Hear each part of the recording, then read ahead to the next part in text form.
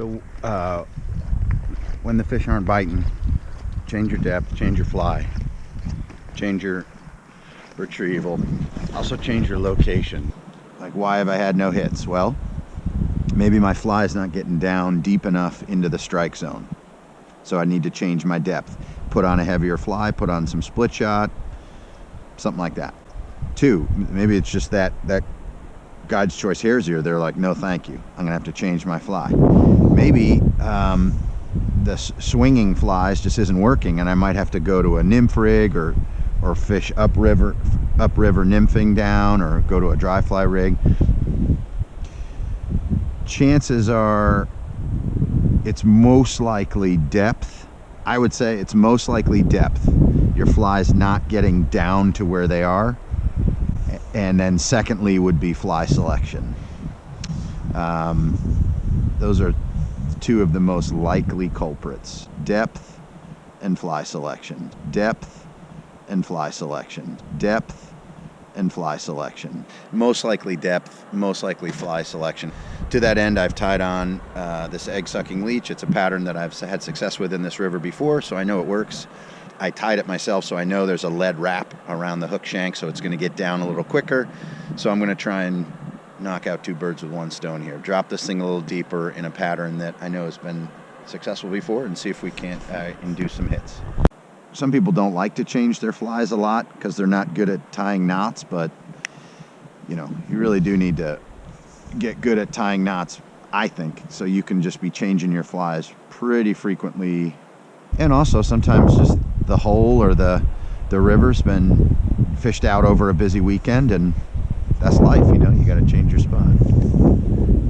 Anytime you're fishing, you know, public areas, like in whatever state you're in, or, you know, I'm fishing on Mondays, and so sometimes the weekend it gets pretty heavily pressured. So I try and find areas where there's not a lot of pressured fish, because pressured fish they're not gonna do much. They're spooked, you know. So we had a really nice weekend this past weekend, so it's entirely possible that this little section of river got fished out, or the fish are just spooked. So that's just something to be aware of when you're out there fishing. Sometimes that's going to happen. You know, fish get pressured. They get pressured and they get spooky, and chances are the spot right by the parking lot is going to be completely fished out, fished over. The fish are going to want nothing to do with anything that you throw at them, because they've seen everything. So hike, move, go. Go where the other guy's not willing to go. If that means you hike a mile, hike a mile. If that means you hike uphill, hike uphill. You got to be willing to go where the other guy isn't willing to go. And sometimes that means hiking through bushes, or kind of making your way along. Hiking and walking far away from where you parked is probably a step in the right direction. Obviously, don't go onto private property. Duh. I don't mean that. I don't mean pillaging. Don't go past people's property lines. Don't do that. Fish aren't hitting. Change your depth. Try and get it to where they are. They're most likely they're lower in the water column. Change your fly, because they're just not interested in what you're offering. Try and match what's going on around you. 3, change your retrieve. If you're, you know, stripping in a streamer, or if you're swinging a nymph, or if you're drifting a dry fly, switch to a different retrieve. And then finally, if none of those things work, you can keep beating your head against a wall and stay where you're at. Or you can just pick up and move, and like, all right, well, these fish are being jerks today. I'm going somewhere else. So find a different spot in the river. Just had a nice hit up here in this seam. I'm gonna see if I can get him on film here. There he is. There's a nice one. Little guy right up in that.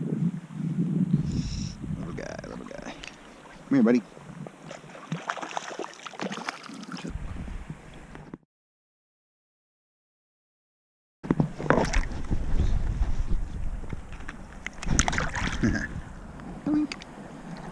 Not a great release.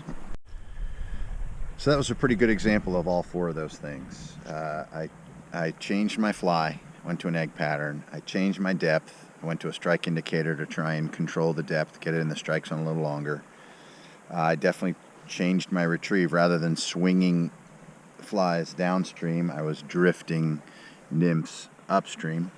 And I changed my location and walked a good 3/4 of a mile to get somewhere where maybe people haven't been before and landed a fish. Sometimes it takes all four of those things to get it done, but there you go.